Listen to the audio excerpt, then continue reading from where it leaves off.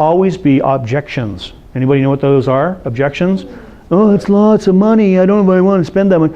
You know, oh, I don't know if that's really worth that. So there's 4 or 5 standard objections that show up here at all times. And the first one will always be money and price. Why? Because if they don't know what the value of your product and service is, they have to boil it down to price. Now, interestingly, there was a very, very prominent business study that was done with thousands and thousands of people, and they took the look at what people were purchasing and what kind of levels of things that they looked for when they were going to buy something. Guess what number 4 was? Price.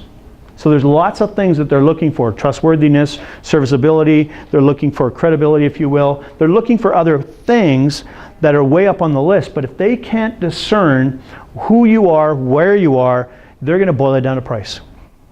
So if I have 2 people in front of me and they're offering me a product or a service, and I can't tell the difference between the 2 of them, and I can't tell the difference between the product or service, guess what I'm looking for?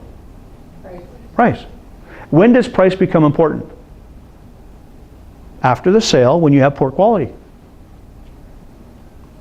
Right? Anybody ever bought any electronics? Right? And you bought a product or a service. Why? Because you thought it was going to do what you want or give you what the emotional benefit was. You turned around, you put that product to use, and you probably bought, maybe a high end or a low end, depending on where you're at. Doesn't make a difference. But if it didn't perform to your expectation, what happens? I feel ripped off.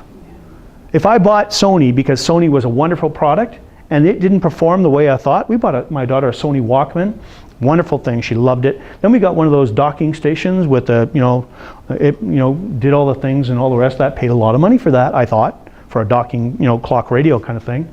And guess how long it lasted? 3 weeks. 3 months, 90 days. Just after the warranty ran out. Just after the warranty ran out. What was my personal perspective on that? Ripped off.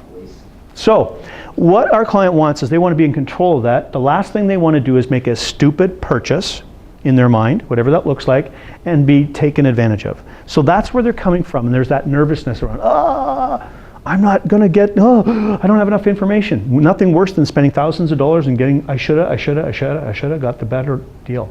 I should have got that. I should have got this. Or worse yet, somebody in their family comes by and shits all over them. You should have got that. Why didn't you get the high efficiency one? Why didn't you get the direct current model? You'll save tons of cash. And with all that, do you know what I mean? Somebody's glad to shit on you after you spend a lot of money. And they'll tell you what you should have done. So the point being here is that you got to help your client make the intelligent decision. They have to make the decision. You can't make it for them. Even if you know how sales works exceptionally well, the likelihood of you getting people to do things that they don't want to do is very much zero. Think about it from this perspective. Say you are a real estate person, right? And you go up and down your street and you walk over to your neighbor's house and go, hey, great, I want to sell your house. And they're going to go, but I don't want to sell my house. Well, no, you really want to sell your house. And here's the reasons why you want to sell your house. No, I don't want to sell my house. Do you think that person's going to list their home if they're not interested in selling? No. However, they can be motivated. So if their house is worth $400,000 and you walk up to them as a salesperson, as a real estate salesperson, and say, you know what, this is going to sound crazy. I've got one day to find my client a house. They want your house. They love the neighborhood. They'd like to take a look at it. I know your house is worth $450,000. They're willing to pay you $550,000. Are you willing to move? What happened to motivation? I mean, I'd have my stuff on the street in about 24 hours. Do you know what I mean? I'd be phoning Dan here for a bin. Or 2 or 3.